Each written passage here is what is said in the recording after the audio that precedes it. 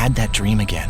My small business needs to hire, but I don't use LinkedIn, and I hire wrong. So then I'm doing IT, and when I go to plug the servers in, they become sentient, and they won't let us access our network unless we forward their chain emails and memes to more and more and more people, and then I wake up. Don't let hiring nightmares ruin your dreams. LinkedIn Jobs' new AI assistant finds and invites best fit candidates to apply, so you can discover talent you may have missed. Post your job for free at linkedin.com/quality. Start hiring today with LinkedIn. New Year, same extra value meals at McDonald's. So now get 2 snack wraps, plus fries, and a medium soft drink for just $8. For limited time only. Prices and participation may vary. Prices may be higher in Hawaii, Alaska, and California, and for delivery. Father, or should I call you Steve? Since it's a new year, maybe we should start cooking fresh with fewer smoke alarms this time. Your cooking's improving, but I can see the stress in your eyes. Anna's mom used this Blue Apron assemble and bake thing during our playdate. Pre-chopped ingredients, over 40 grams of protein, and just 1 pan to clean up. She just tossed it in the oven and boom, plating like she's got followers. So go to blueapron.com, Steve. Make 2026 the year you win dinner. Blue Apron. Get 50% off your first 2 orders plus free shipping with code LISTEN50. Terms and conditions apply. Visit blueapron.com/terms for more.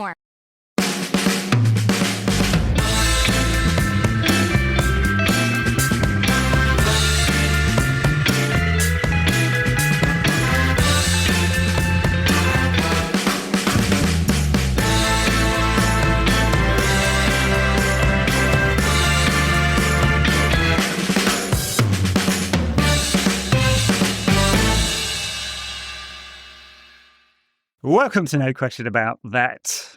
I'm Ed, today with Paul, back to the old days of Rantcast, and I don't know about you, I don't know if I have the energy to rant much about this one. Ladies and gentlemen, hello and welcome to this week's Rantcast. And on today's show, we will be so sad. I think this is our 3rd losing European final together. So we did 2011. No, we didn't do 09. We started the summer after that. Okay. Because it was after Ronaldo left that we started. So yeah, so we did 2011 and then we did the Solskjaer Europa League final and now this one. And that makes our United having an overall losing record in European finals in our lifetime now, because we were at exactly 50-50, I worked out, unless I have forgotten one, because we won 2 Champions League, lost 2, won 1 Europa League, and now we're at lost 2 for that. So, well, of all the there was also the good one in 91. Yeah, so yeah, we're still at 50-50 lifetime even split. Sorry to all the young people. Well, that's right. Of all the European finals United have played in my lifetime, obviously don't remember 68, but of all of them, none were as flat as this. And we were flat in 09, and that's disappointing because I felt we could beat Barcelona. 2011, that was proper Messi, Busquets, Pedro, all of Xavi, all of it, like a great side, just couldn't really get into it apart from that one moment. Solskjaer's losing final a couple of years ago. It's disappointing because see that look in your eyes, which is like, I don't remember a single thing about that game. It was a bad game because Ollie didn't make a change till 100 minutes in, and That's you're my like memory. screaming at him. But I don't think it's as flat as this. Like nothing, absolutely nothing happened, and I feel like especially people on social media throwing brickbats at Ruben like all this time, and I generally speaking have had the general sense that he's only 6 months into the job. Yes, we would have liked more progress. He didn't want to take it on for reasons. He's very much a systems coach. He doesn't have the players he wants. All right, we can take the pain. He said the storm is coming. It's very, very, very hard to defend the big calls tonight because I think he got them all wrong. And then you're looking for a coach to recognize the mistakes and make a change, right? And we didn't get a change until 70 minutes in. Wasted 25 minutes of that second half playing the ball backwards and sideways and backwards and sideways. And I mean, you couldn't tell the difference between that performance from United then and the Louis van Gaal performance. I mean, it was completely that. Just feeding off scraps, like barely a good chance United created all game. And it's not just Amorim, like all the players are horrendous. I mean, Ahmad was flat, Bruno extremely wasteful, especially as it got to desperate times and he was throwing the Hail Marys in. No one else performed. The risk he took with Mount didn't pay off. Just hugely, hugely disappointing.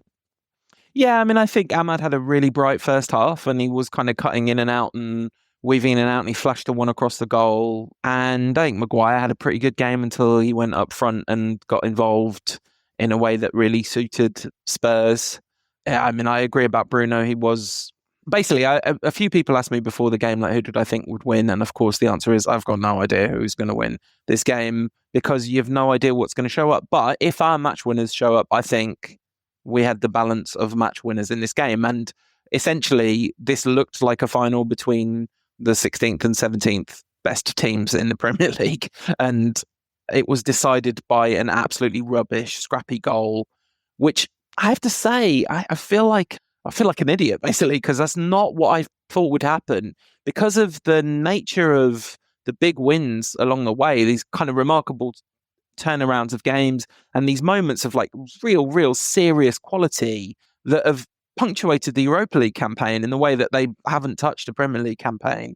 We've been really good for periods of this Europa League campaign, not consistently, but there's been moments, and I kind of thought with the FA Cup win under their belts, the fact that they've been in lots of big games, all this kind of thing, maybe they'll show up in the way that they have done in these crucial moments in this campaign. But almost the exact opposite happened. And I was thinking, if I was a Spurs fan, on 75 minutes, I'd have been going nuts. Like, what are we doing? Surely, like, why are we just trying to soak? But turns out just letting United swing punches wildly at no one is a perfectly effective strategy at this point. Yeah.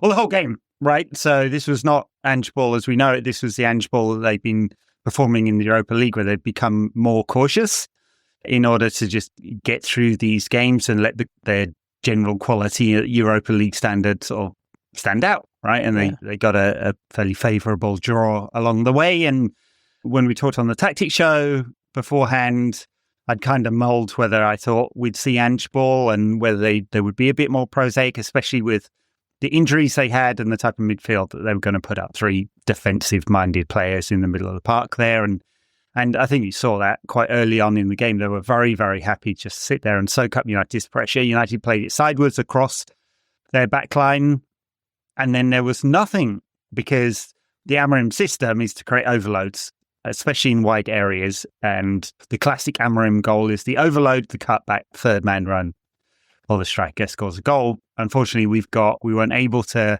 make much of those positions. They're two very good fullbacks in Pedro Porro and Udogie. Spurs, so it's their strength matching up against, in theory, our system, but it's not really a strength. And then a very static forward in there. I don't, on balance, I thought, okay, Mount's probably earned the chance.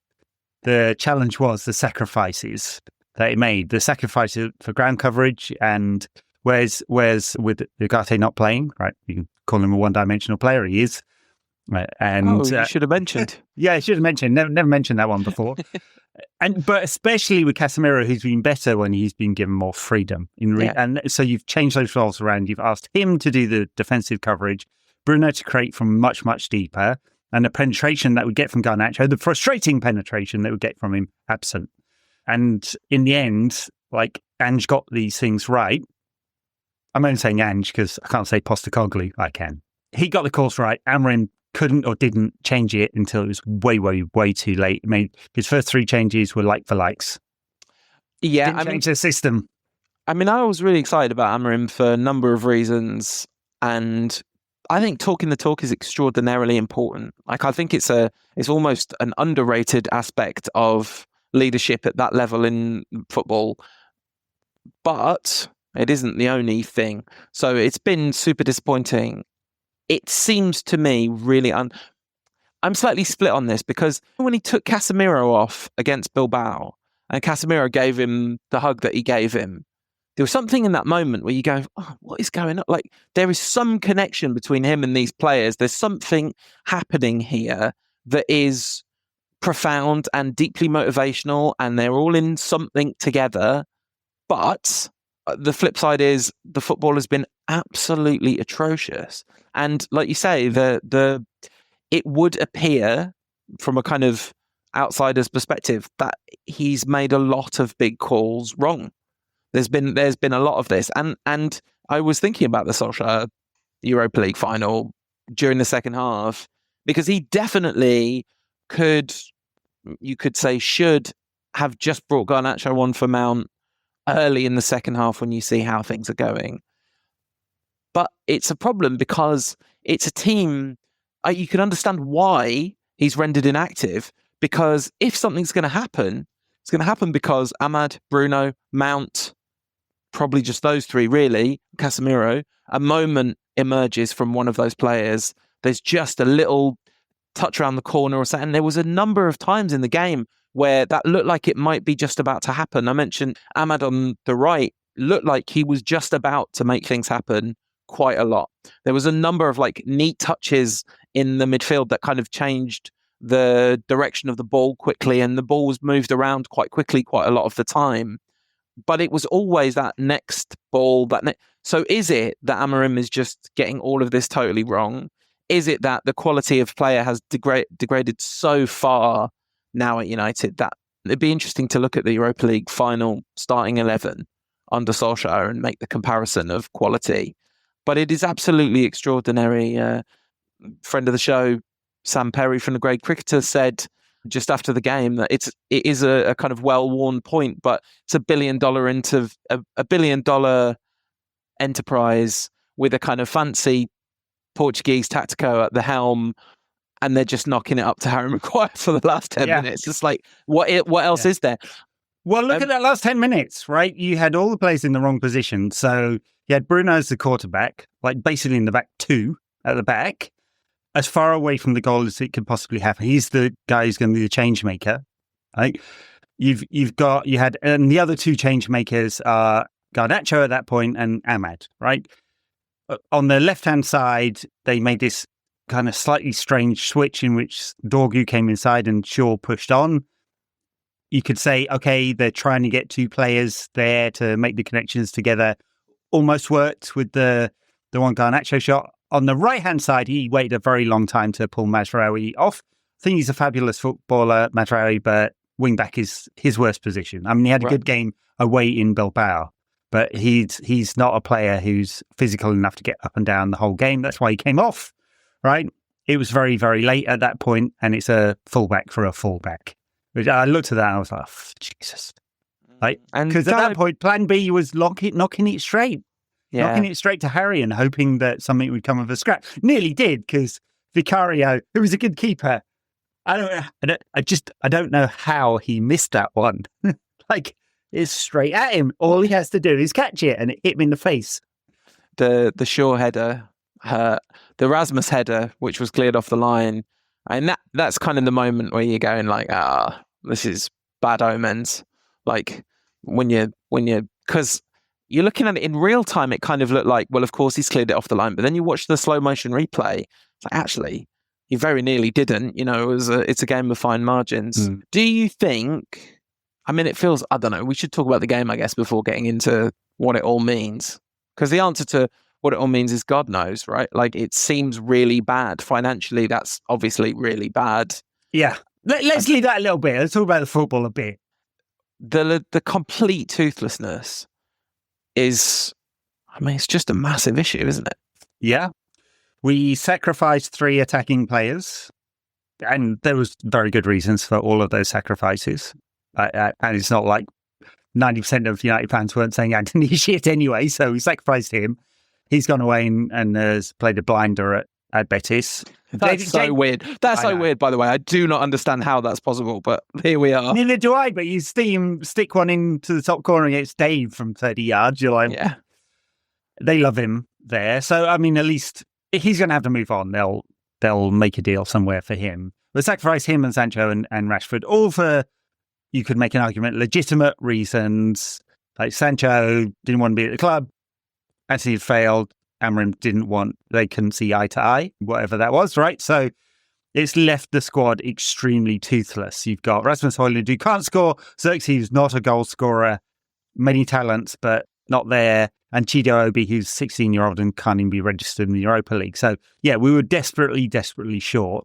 And so you can say, yeah, what other choices he had? I think the choice for this game was to play with a false nine in there or just someone else up front. I didn't see 13 touches Rasmus had in that first half. 8 touches, 3 passes, 8 touches. I didn't see his final number, but it won't have been many. He did have that header, I suppose, but that's hope, right? You're just hoping by hope that some of these players who are completely toothless would do something. And then the second thing you're looking for, if the players are going to be the players they've been all season, which is completely toothless, generally, especially against Premier League sides, is that you change something. And that change something didn't come until 80 minutes when they stuck Harry Maguire up front. Yeah, and I mean, if I was picking the team, which would be a very bad idea for all sorts of reasons, I'd have played Cobby from the start as a false nine. That's what I would have done from the start. But also, the chances of me sending Marcus Rashford to Aston Villa would have been really, really slim. The other attacking player that was sacrificed was Scott McTominay, who is essentially tearing it up as an attacking midfielder in the team that is quite possibly going to win Serie A. Maybe that says something about the quality of Serie A, but this game, I mean, feels like a bit of a basic thing to say, but feels like this game would have benefited from a bit of Scott McTominay energy late on. I mean, it certainly would have. Yeah, I'm not sure he'd been getting a lot of games just because Amorim doesn't play with a player that plays in that position, the kind of free 8. But yeah, he probably wouldn't be playing games because we've seen where Amorim doesn't want a player in a position, he doesn't use him. So yeah, and so yeah, I mean, we definitely could have lost that goal scoring, and we definitely could have done with that goal scoring energy. It's not just this one game where the failure has come. This has been a decade-long journey, and the fact that we made a Europa League final at all is something to be lauded, isn't it? That we had the hope of having the accelerant of Champions League money and the status and all of that comes with it, amidst one bad, disastrous decision after another at this club. Specifically in the transfer market, but also in terms of player and squad management and contracts and football manager decisions and all of that. Never should have let Ollie go. Clearly, obviously, that's where it all went wrong. Obviously. But yeah, I mean, it will come to a head this summer. It's going to be, I would be unbelievably shocked if Amorim makes it past November, December. And not that I don't think there's something about him, because I think there probably is. As you said, the communication thing. He built a very good side at Sporting that's gone on to win the league again this season. He was absolutely beloved there as well, which is always a bit of a something. Yeah. So, I mean, I think generally speaking, I haven't been looking at his team over these weeks where they've been pretty toothless generally and going, I think it's all on him. I've seen things that I think have been improving at United, and their patterns become more complex. He said this. He said it's easier to do the defensive side first and then the attacking side. He has a system and methodology. Maybe I'm buying into something without evidence there, because there hasn't been a lot of it, has there? But he won't get the players he wants this summer, without sales. And the sales are going to be two. If they happen, that people, let's just assume Marcus, Sancho and Anthony go, break even. It's really difficult for me to sit here with you after all these years and say, yes, let's assume Marcus Rashford's leaving the club. I get it though. I do get it, really, all joking aside. Yeah. And it won't be a lot of money. I mean, the 40 million Aston Villa have signed up for very much depends on them winning next weekend, right? And other results going their way. Are we going to throw it? Are we chucking it for 40 mil? Is that what's happening? Mind you, to be fair, we could just try really, really hard and not win. So that'd be fine. Exactly. Yeah. He won't be in that team scoring the goal against us. That would be a lot. Yeah. Dennis Law style to almost relegate us. I know. It'll be net even on Sancho, and Anthony won't help the squad at all in terms of PSR. So the two sales, if Ruben is to get the players he wants, if you're saying we have 100 million in cash to spend plus sales, are going to be Cobby, Manu and Alejandro Garnacho, right? And the thing we've made, one thing selling academy players, right? The mistake this club has made over and over and over again in the last 10 years is just ship out a player and bring in a more expensive one who's worse quality over and over and over again. And you could probably point to 50 players in the last 10 years where that has been true.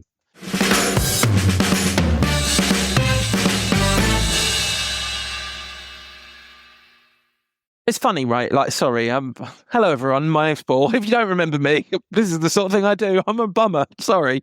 But in the end, it is always genuinely important. It takes 15 seconds to think about things that really matter versus things that don't really matter. Right? Like, it's so, at the end of the game, I was sad.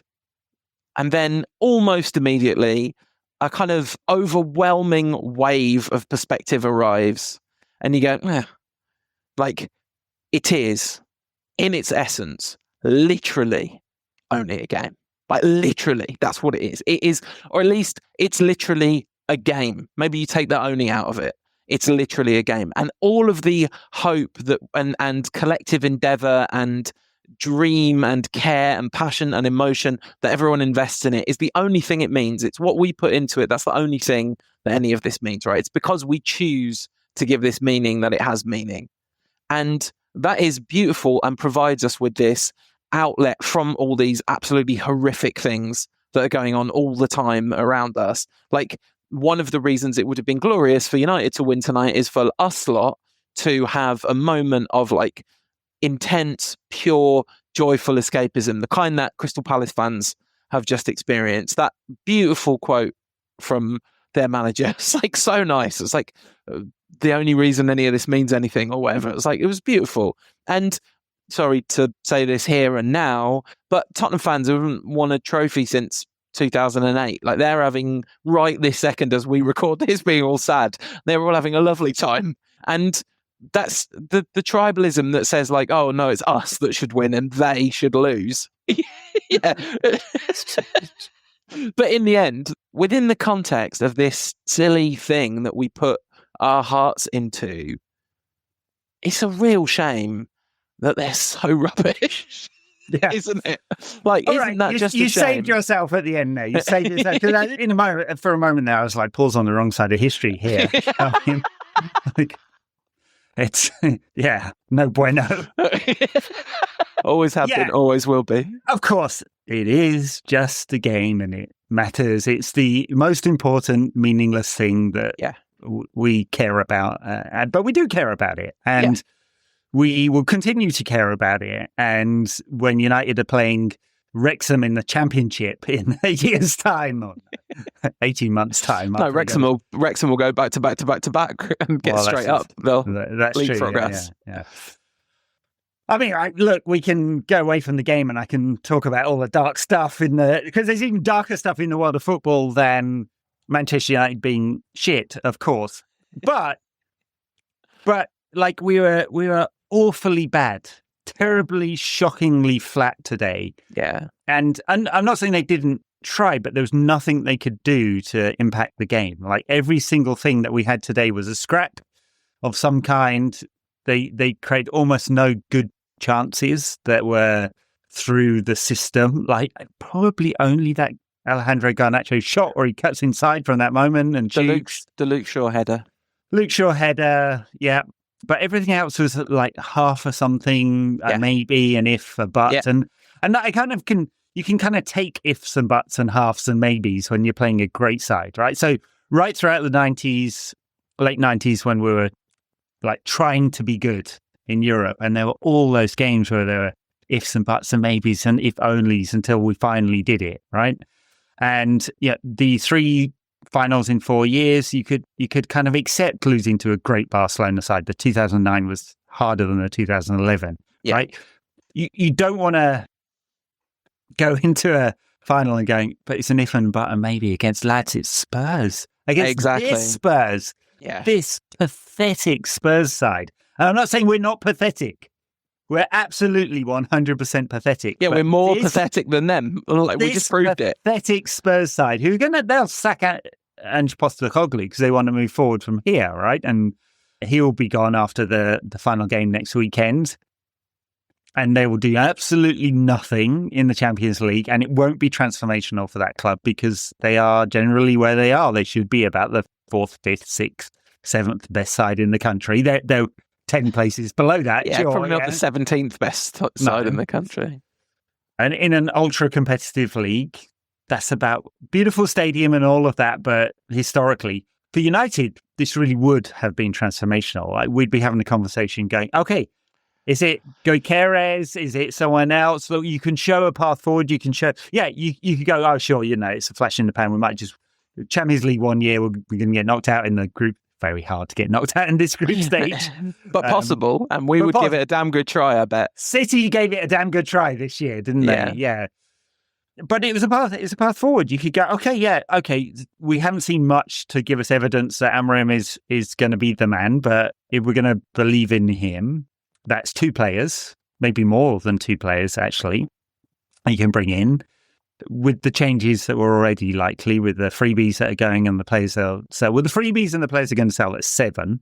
I wouldn't be surprised if we don't see another couple. You'd be going, okay, it's a big change, which is financed by being in the Champions League with the 65 million you're guaranteed, plus all the ticket sales, the sponsorship losses that you don't make. And it's hard not to get 10 games, honestly, when you look at the crap that will be in there.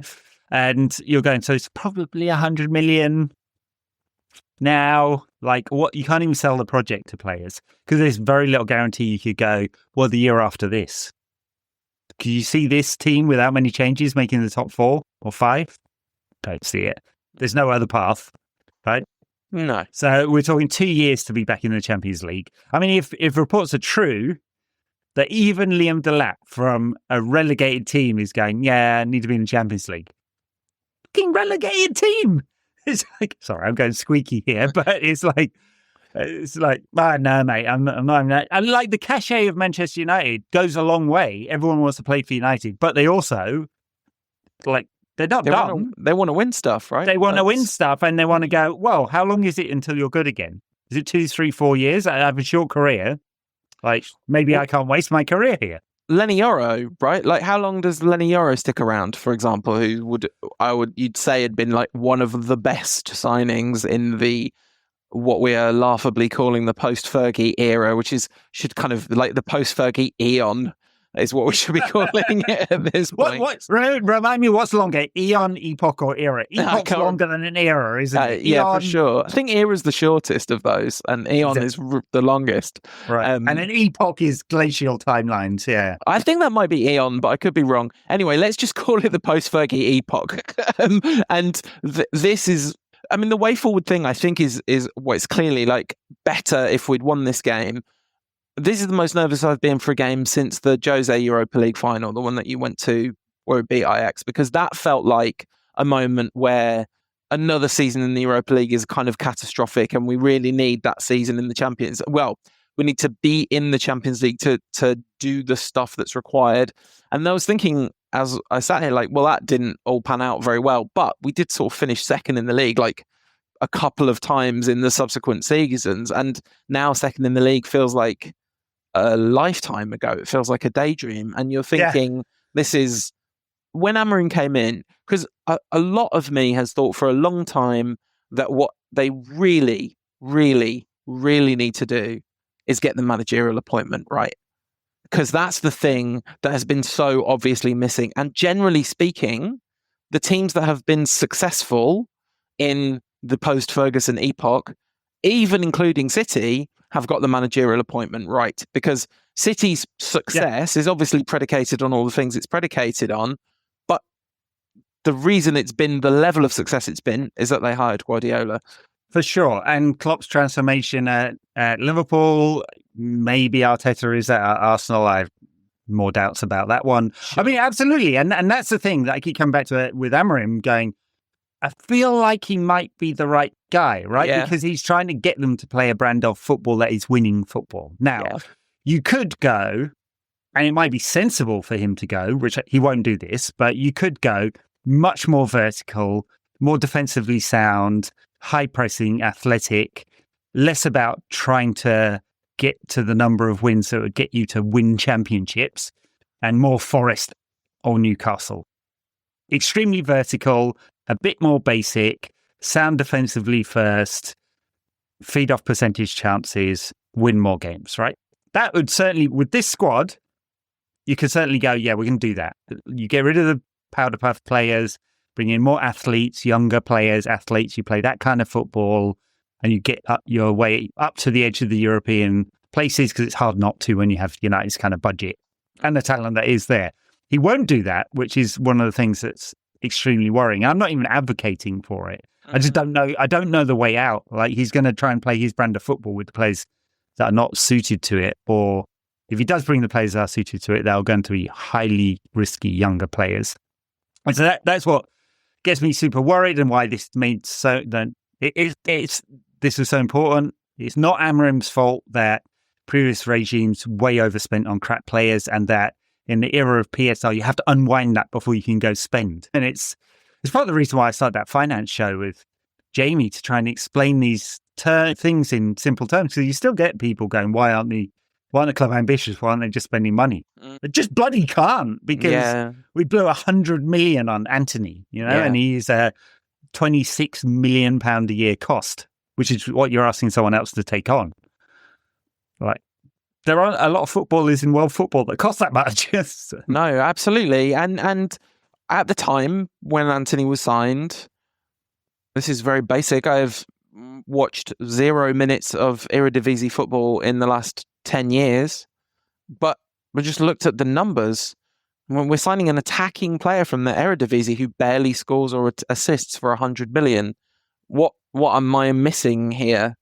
And you could broadly say that the thing I was missing is that Ten Hag liked it when they ran up and down a lot. Like, that's which is so.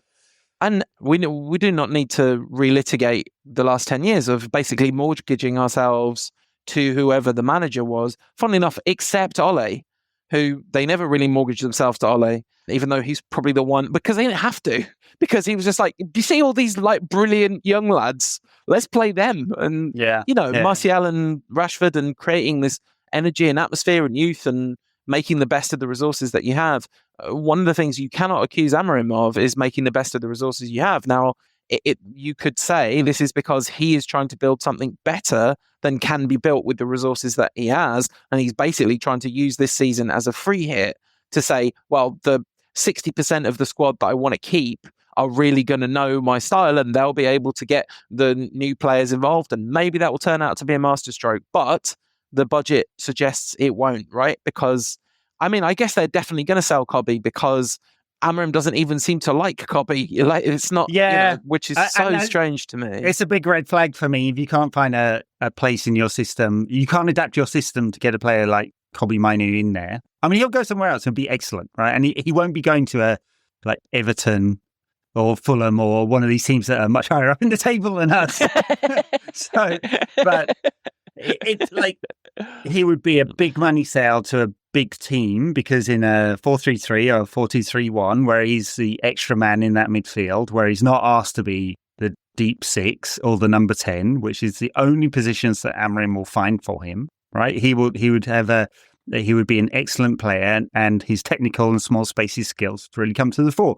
Garnacho's a slightly different one because of the nature of his contract. Obviously, we brought him on a youth contract with I forget what FIFA call it now, the Friends and Family Commission that you have to pay, development commission, 250 grand. So whatever we get for him is profit you can spend now. I mean, it's not free money, because you still have to make that money back later. I've seen something, like, if you sold him for 50 million, there's a bunch of people I've seen online who will go, oh, well, 5 times 50 million, because you could spend all of that right now. It's 250 million, let's go do it. Yeah, but it's just that extra 200 million in the next 4 years after that would be a major problem. But it would bring a player or two in right now, and he's probably the one that will be sacrificed. Now, the question I have is, if that money is being spent on Cunha and Delap or whoever, right? Or if Cunha and Delap they can pay for with cash, which has been the briefing, they've got the cash to pay for those two, and then it's one or two others. Name your player, another number 10 or another central midfielder, presumably, or maybe even an attacking wingback, right? Yeah. Yeah, you've got to hope that they offer more Like, because otherwise it's the same mistake we've made forever, right? Which is the next player is the shiny one, the player that we're shipping out. It turns out to not be as bad as you thought they were. It's a Moneyball problem, isn't it? It's like what are you doing? What are the numbers saying? Are you getting what you told me the other day, 10 goals, 11 assists or whatever it is from Garnacho? Yeah. Which in this United side... Which in 50-odd games doesn't feel like loads, but in a bad United side is, and compared to younger players, it's pretty high, right? So, but he feels like the one that will be the sacrifice, most likely, not least because his team have been sniffing around because he has an opinion of himself that he should be a better team than this, and he should be a better team than this. We just hope it was United that was going to be the better team. Yeah. Yeah. But if we're looking down, not up, right, to find players, like... Because well, then there's only 3 clubs we could choose from. Yeah, not an awful lot of Leicester. I know that for sure. I mean, if Jamie Vardy would do a job in this, he'd have probably been a lot better up front than Oyland this season. Okay, can you imagine? And it's ... Jamie Vardy. I really enjoyed that. It took me a second, but I really enjoyed it. You were saying that they're obviously, it's not that they're not trying, because that was the thing that was almost painful about this. You can't, there's no, like, there will be people that say, because there are always people that say, they don't care, there's no passion. It's absolute nonsense. They cared so much.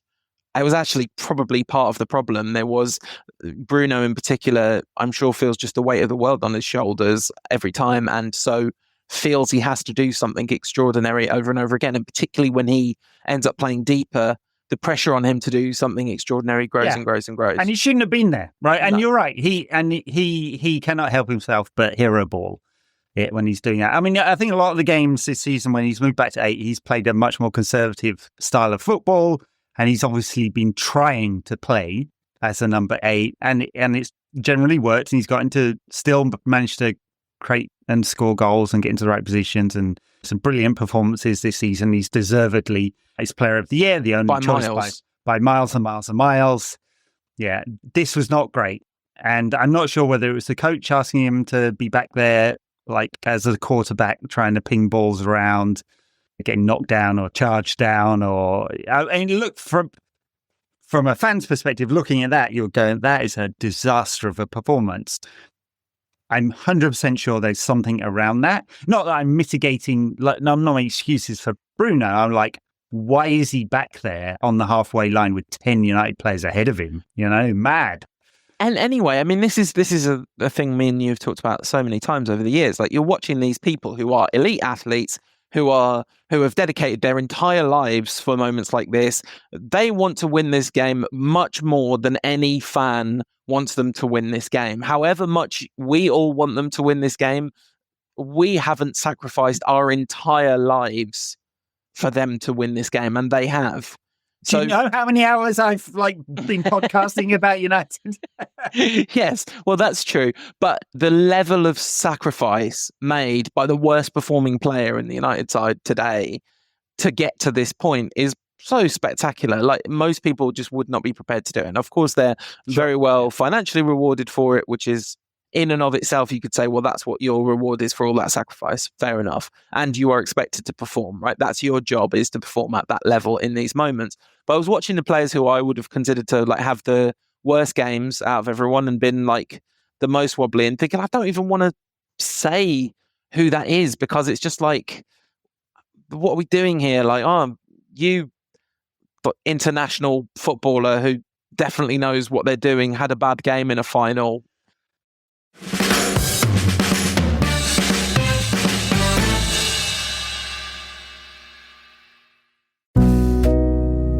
The world moves fast. Your workday, even faster. Pitching products, drafting reports, analyzing data. Microsoft 365 Copilot is your AI assistant for work. Built into Word, Excel, PowerPoint, and other Microsoft 365 apps you use.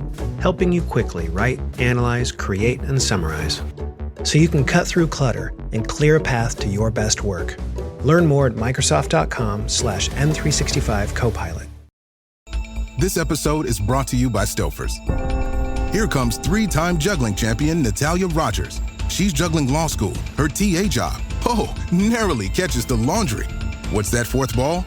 Parents unexpectedly showed up at dinner time? Is that too much for Natalia? Not with Stouffer's Chicken Alfredo and its mouth-watering mix of Asiago, Romano, and Parmesan. When you're juggling 4 things at once and the clock strikes dinner, think Stouffer's.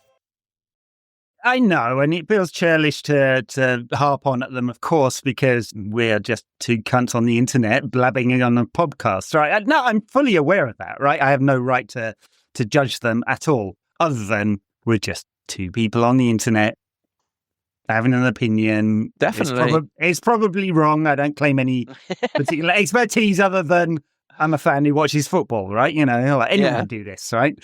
And nobody could do it as well as you, Ed. Everyone knows that. Of course. Yeah. So, Jim, if you like that. Oh yeah, this is my main note over this season's NQAT. If I was still here, the official style guide would be: we call him Ratcliffe. We ain't. There's no like the peerage. The peerage. We're giving credence to the honour system. Jimmy Anderson is the only exception I will give for this. Yeah, fair enough. Big Sir Jim. That's his wallet. Yeah. His list of absolutely criminal sins against the planet.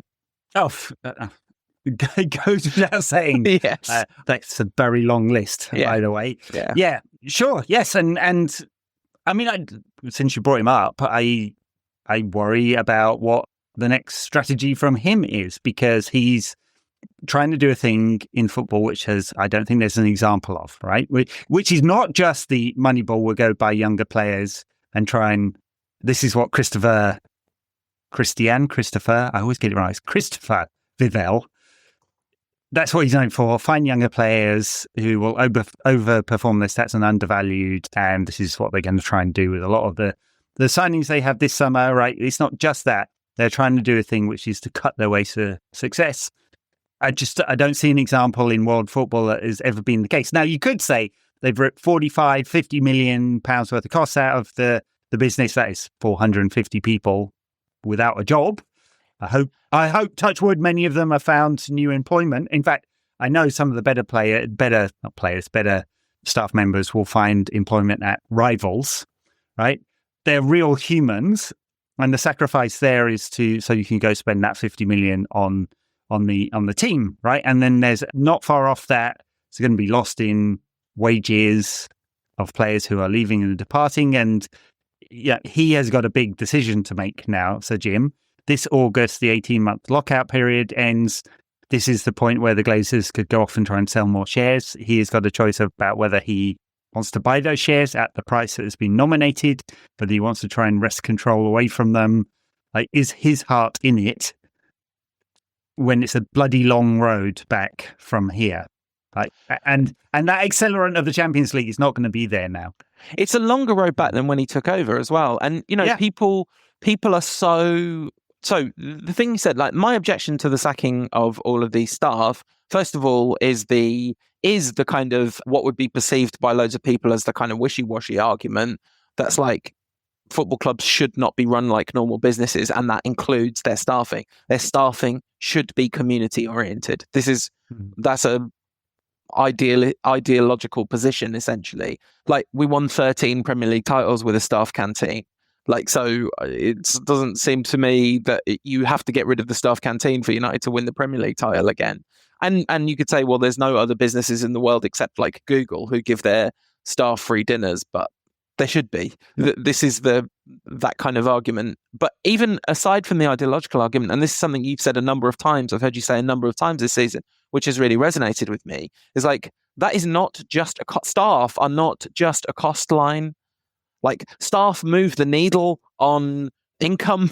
And it's not just sales staff that move the needle on income. It's also support staff that move the needle on income, because head of partnerships has been fired as well, and which is very well respected, and it's the leaders in those positions now. Yeah, absolutely. You're right. It's the support staff, it's the analysts. Part of the reason Ashworth left and has gone back to the FA is that he didn't want some of those staff on the football side to be reduced. There'll be the scouting staff that is reduced, like right across the board. Now, some of it you can replace with data. Not all of it you can, right? Data gets you Patrick Dorgu. Maybe he turns into a good player. And some of the younger players, maybe they're turning into good players. Who knows? We've been a graveyard for talent for so long that I'm not betting on it. But they get views which turn into revenue, and they are the community staff, the people serving the dinner. And these are all people on normal wages, by the way. Yeah. They're the people who do the data and the analytics. So the people who should be producing great content coming out of MUTV and so on and so on and so on, right? So, yeah, I often heard this term, it's a bloated staff, and people repeated it all the time, right? People who have no idea, right? Bloat is relative to the performance that you deliver as an organization and a set of teams and individuals, right? It's entirely relative. I worked at an organization with 1,000 staff, about the same as United.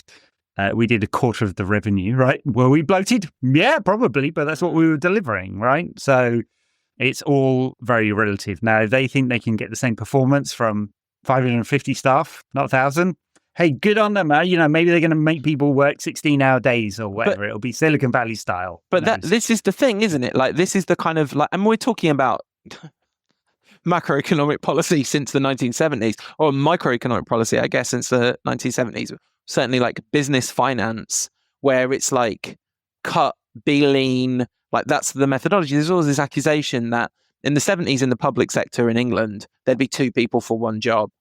Well, essentially, to run a functional organization, having worked in the public sector in England a lot, well after this time, and I live in a city which is literally bankrupt and not collecting the bins, like, this is what happens when you don't have enough people. When you have one person for every role in an organization, when something happens to that one person, something really serious happens, like can happen, things fall through the cracks. It's like the people that do the typing, basically admin staff hardly exist in the world now because everyone's got a phone and a computer. But this does also mean that loads of people are spending a bunch of time wasting their time in terms of their kind of the finances. And it's fine if you're 25 and you've had a phone since you were 3, but probably not so great for the kind of 60-year-old people on your staff who would have real value and use, et cetera, et cetera. So it's just this idea that lean is good, lean is mean.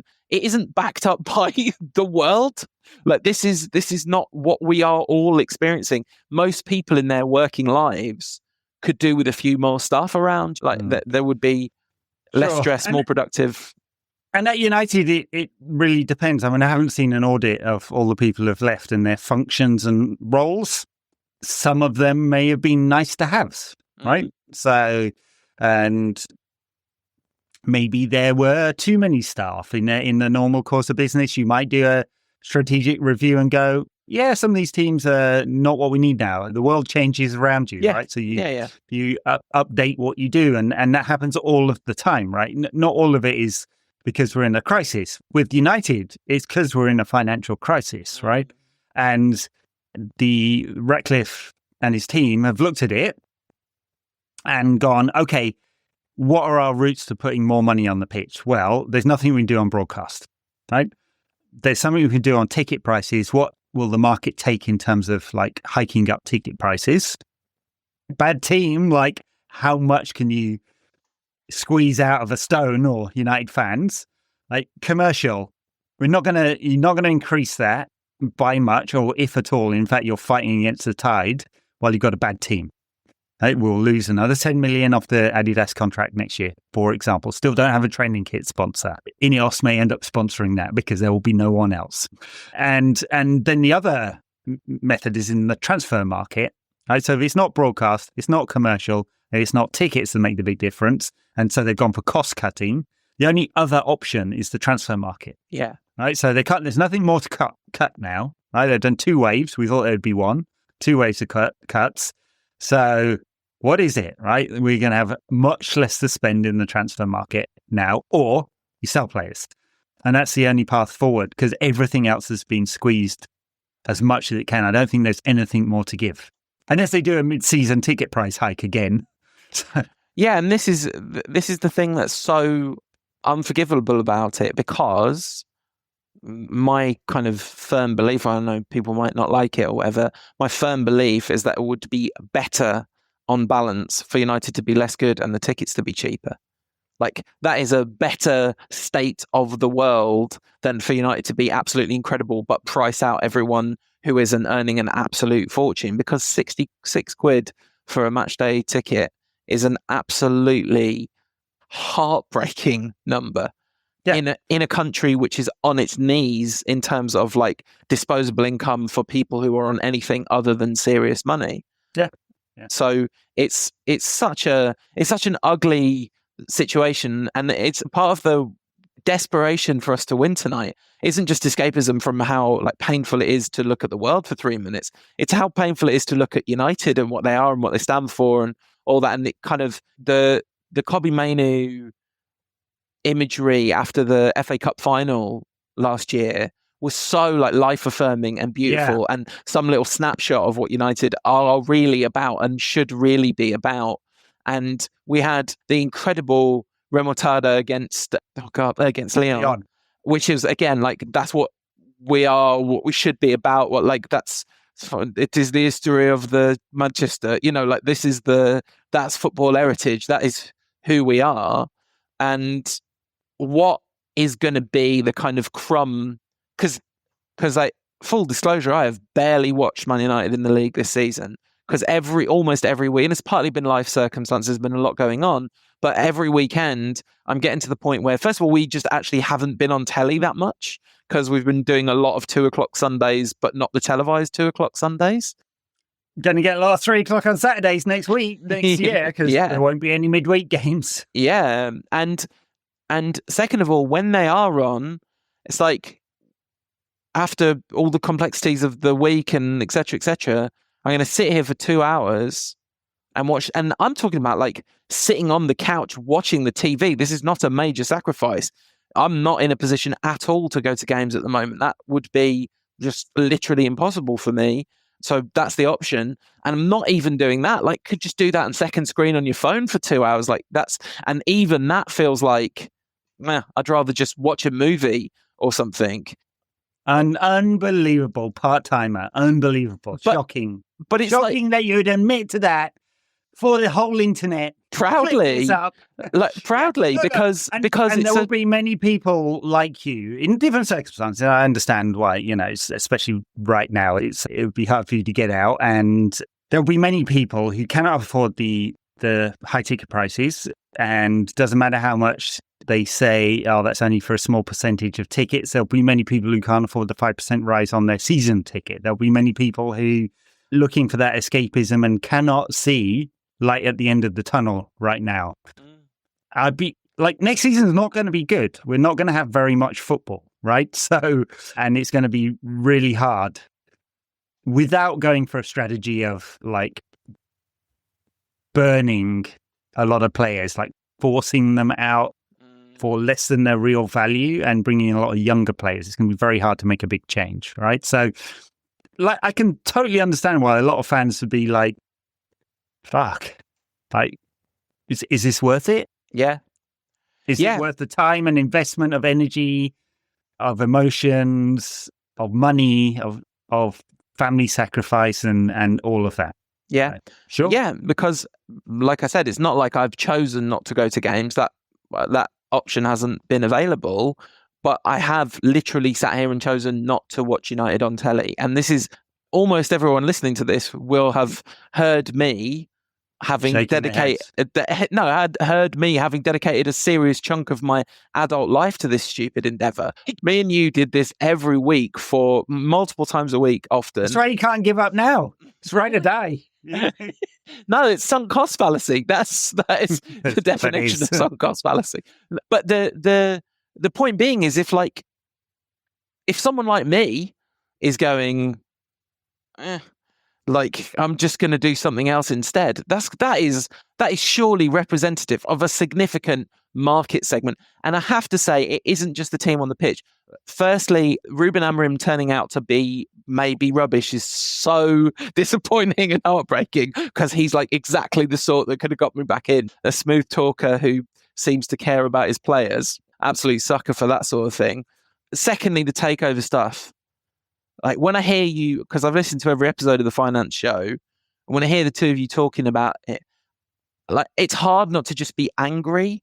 that we're in this. And you did the Glazer anniversary show, which it's impossible not to be angry. It's the only appropriate response to what's happened. The only appropriate emotion in that is anger and sadness, because it's such a shame that this thing that so many people care about has been ruined for the sake of a family's individual wealth. That's all. That's the only upside, is that a family got rich.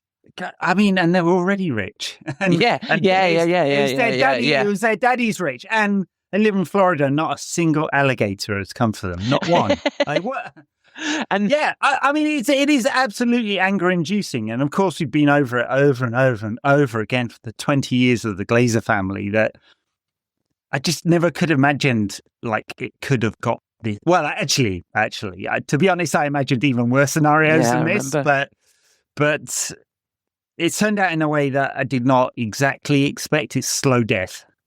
I thought we might come to some big moment of, we are running out of money, it's desperate, they called in the loans, the bank forces a sale of Old Trafford. All those scenarios were live, like absolutely. I think people don't generally recognise what a massive risk was taken with the club, with this asset, and why did they do that? It wasn't their money. Yeah, right? So. And they put us in a position where the only choices were state ownership or someone like Ratcliffe. Now, there's an interesting conversation to be had about whether there were even any choices actually, and whether the choice was all smoke and mirrors for whatever reason. Beyond impossible to tell. Yeah, exactly.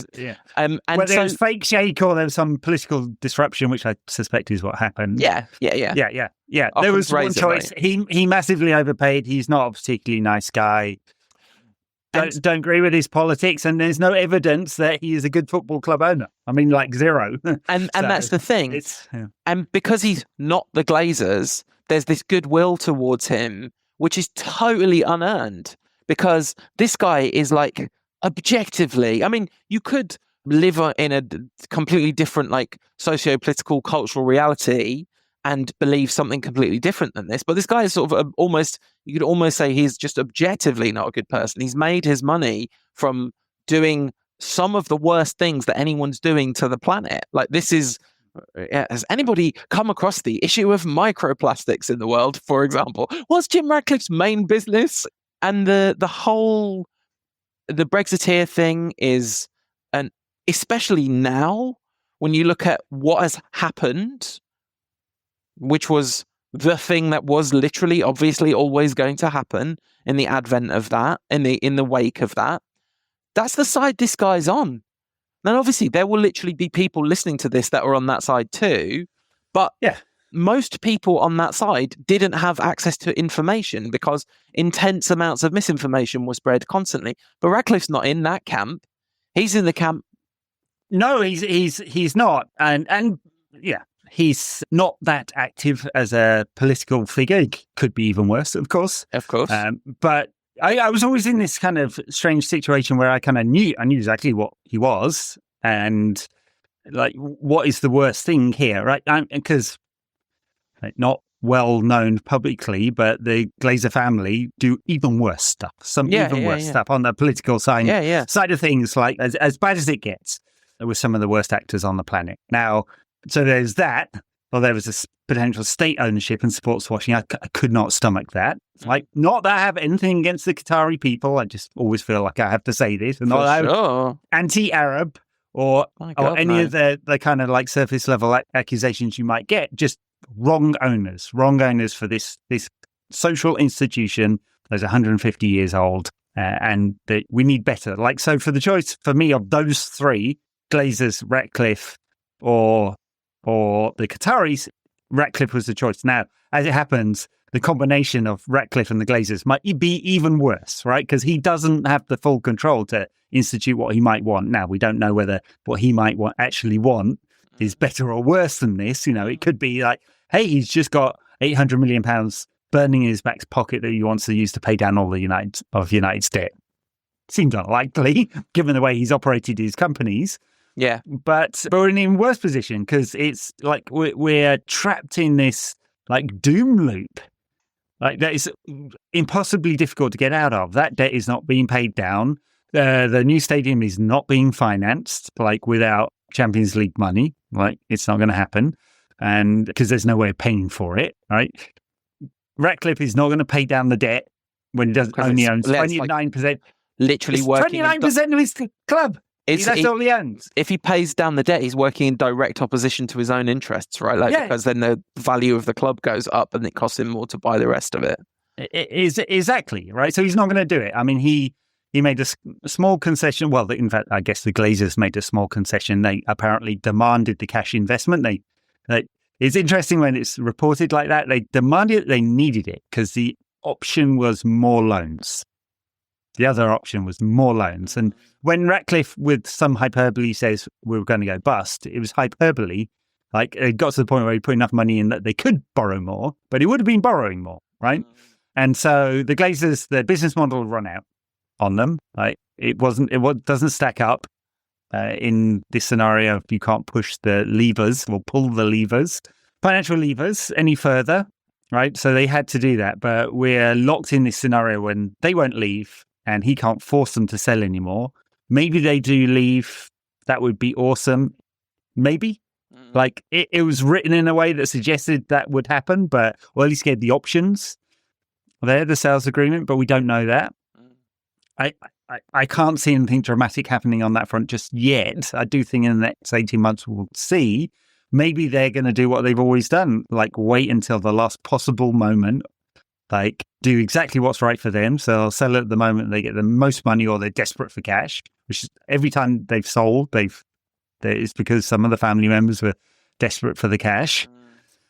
It's very hard to see a path out of this. Would we have a different view if we'd won tonight and we were feeling rosy about a great victory? Yes, slightly, yeah. Sure, the path out would still be hard, but we'd have £100 million of additional revenue coming in next season, and the status of that, which would make it an easier sell for players. Now, what is there? It's a brand name. But some of these players were fucking 8 years old when we were last good. Yeah, I mean, very, very, very literally, yeah. I mean, you could definitely, I mean, a 16-year-old was born in 2009, so they probably don't remember Robbie Van Persie. It's not great, that side of things. Ed sent a message to the old Rankcast WhatsApp group, by the way, on the day before David Beckham's birthday, saying, does anyone want to feel old? David Beckham turns 50 tomorrow. And me and Tom both replied, you turn 50 this year. It's not David Beckham being 50 that makes us old. It's you being 50 that makes us old. Sure. The fact that we are old is what makes us old. Yeah, that's what does it. Yeah. Yeah, it very much would appear that United are not going to be good again for a very, very, very, very long time at this point, because the barriers and blockers they're not just our own failings, they're also the successes of other clubs. Even today, right? Like, one of the reasons that United weren't able to impose anything on the game is that Tottenham were efficient at doing the thing that they were doing. We were Ajax, they were us, right? If you take it back to that, although at least we did have some actual attacking intent and ability in that game, and they barely showed any in this.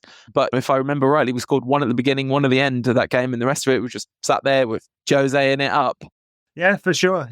Scrappy goal, of course, that we scored one of them at least. Yeah, the bouncy one, right? Like, this is so they were effective in this game as much as we were ineffective. The thing they were doing was more simple than the thing we were trying to do, because they got their noses in front. The path to success now also features, first of all, like Newcastle, which is a massive thing. Then you have the fact that Liverpool are resurgent and have created something organically on, like, it's a horrible thing to say. Even I'm like iffy about saying this, but they're the model, right? Like, that's what we're trying to do, is we're trying to do what they've just successfully done. Mm-hmm. And City and are going to be, even after Guardiola goes, in terms of the money. And then you have a Premier League which has learned so much and has so much money in it that the mid-table position, there's the reason that we're 16th, right? This exact United side would have finished 8th 5 years ago, probably. Yeah. Because Bournemouth can outbid AC Milan for a player, right? Yeah, right, yeah. the bottom team in the Premier League will make more money out of broadcast than the fourth place side in Spain. I mean, it's And there's a rising smartness in the industry in general. Like the smarter people are getting the jobs and running the departments, and there's much less. Yeah, and which is what we got to hope now, because it's not going to be us swinging our big dick in the summer to get the best players through financial muscle. That hasn't worked over the last 10 years anyway. It will be us trying to moneyball it up, and we'll find out whether Wilcox and Vivell and Barada and their new leaner system can do that. I mean, it's partly on us, and it's also partly on other teams not raking us over the coals because they know we're desperate, which they may well do for players we want to get rid of. Because then what we're doing is essentially, like, to be maybe slightly reductive, but probably kind of not, is instead of competing with City and Newcastle and Liverpool, we're competing with your Brightons and your Brentfords, your Brentfords and your Brightons. Like, these are the teams that we're competing with, and we have one major operating advantage against them, which is we can say, do you want to come play at Old Trafford in front of a bunch of absolutely rabid fans, and everywhere you go for the rest of your life, you'll be recognized, acknowledged. Your own personal kind of commercial upside is way enhanced. So we've got that operating advantage, but Brighton and Brentford have got the operating advantage that they don't get raked over the coals for the money. So no, and they're seen as a stepping stone, which I'm not sure that is exactly where United should be as a club, or would be able to get to, for sure. And also, there's a downside to that fame and notoriety of being at United. If they're going to be smarter about contracts and not just pay people to be here, like pay them a premium because we're not in the Champions League, which they won't do again, I don't think, then the downside of the fame and notoriety is the abuse you're going to get. You're going to get some twat with an iPhone who hangs around outside Carrington and tries to give you coaching tips. Yeah. Everyone knows who that guy is. By the way, he was on TNT. By the way, he was not you. He was on TNT Sports beforehand. And if you could have told me one, I mean, there's plenty of, probably a whole bunch of people listening to this or watching this going, well, you're that person as well. We don't believe it here. Some guy tweeted at me today going, the guy you've been filleting all season, Bruno Fernandes, is the guy who blew it today. I was like, interesting take. But not the best representative of United TNT. Yeah, they've got a history of that. They put us in the build-up to Derby once. That's nonsense. You shouldn't do that, yeah. Or listen to any of this. God, this has been depressing, and the three people who are still listening or watching all the way through, congratulations on listening to an hour and 10 minutes of us. I haven't even... But it was always going to be thus, wasn't it? I haven't even got any slots available, so I can't even offer any, I'm fully booked. I don't even have any room on my books to take anyone on. What you need to do is clone yourself for betterhelp.ai or whatever. Not sponsored by them. No, please. Oh, I guess it's inevitable that you will be at some point through a pre-recorded ad, but my God. Anyway, that's another conversation for another day. Hey, to be honest, I mean, we could take all your sessions, we could record them all, we could train a model on it. Paul, the avatar, Paul, you could, for the good of humanity, Paul, you could scale yourself up. We could stick you in the United app, so when we've lost, it will just pop up with the button and say, talk to AI Paul. How do you feel about, and we can scream into the void. Yeah, because what humanity needs is less deep personal interrelationship and more interrelationship with technology. Yeah. The thing is, this season has been as bad as it gets. This is the worst season. I mean, I think probably literally the worst season in our lifetimes. And almost all of us will remember it for Cobby, Maguire. Oh my God, everyone's lost their mind. These incredible moments of collective joy and relief and escape, and even the kind of camaraderie of commiseration that happens around. It's why community is just so profoundly important. It's amazing to have people to celebrate joy with, and it's a relief to have people to commiserate with. So as bad as it gets, like, and it's going to be rubbish, there's still value and merit in it, right? It'll still send your spirit soaring in moments, because that's why everyone's in it, right?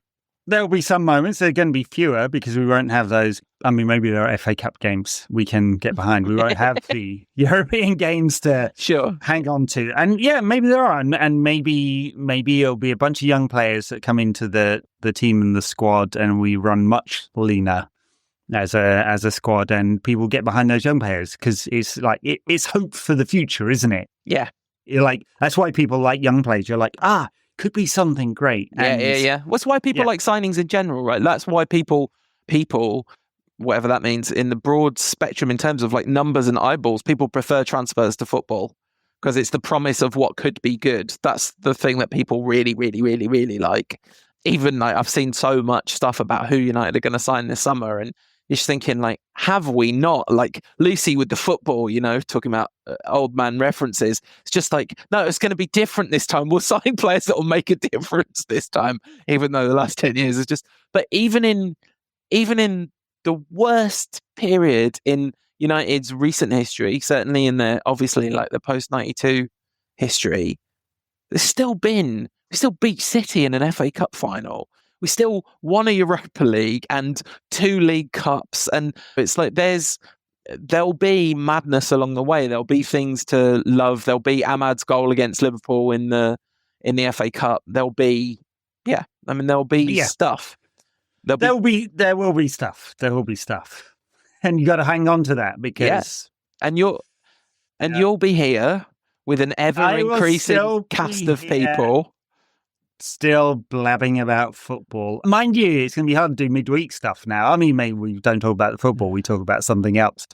It's probably good for podcast growth optimization to do fewer episodes and make them more of an event. Yeah, maybe. Yeah. We kind of accidentally did so much content. So, yeah. It's amazing, though. Like, it's incredible to watch. And one thing that I find really funny about the whole thing, not just this podcast, if you'll spare us a moment of self-indulgence, is when I came up with the idea for this show, what you are doing now was exactly the idea that I had for this show. It wasn't me and you do a podcast for more than a decade. It was you do a podcast that I'm on occasionally and get to listen to while you talk to other people. That's been the dream all along. Hey, maybe it can move to phase 3, which is other people do the talking. And I just slowly sink into the pub. Are you going to, do you reckon there's a world in which there could be an NQAT episode, which was 2 other people? I've suggested it. And then like, everyone's like, oh no, I couldn't do that. But and none of them want to talk to each other.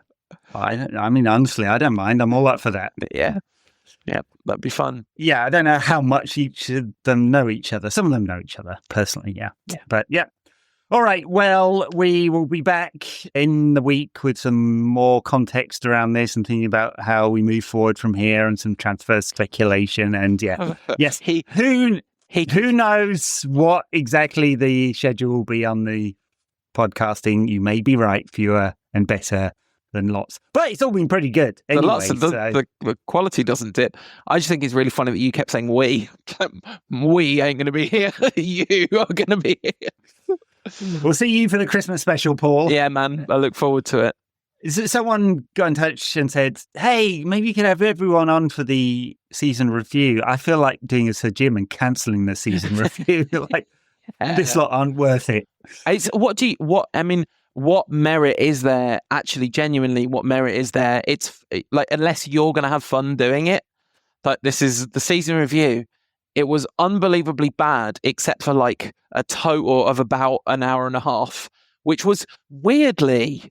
Really, that was compressed into 6 minutes at the end of the Lyon game. Yeah. And what is really weird about this, it's a bit like last season, which was so bad. Ten Hag should definitely have got the Van Gaal treatment, for sure. Should have been sacked on the way up the Wembley stairs.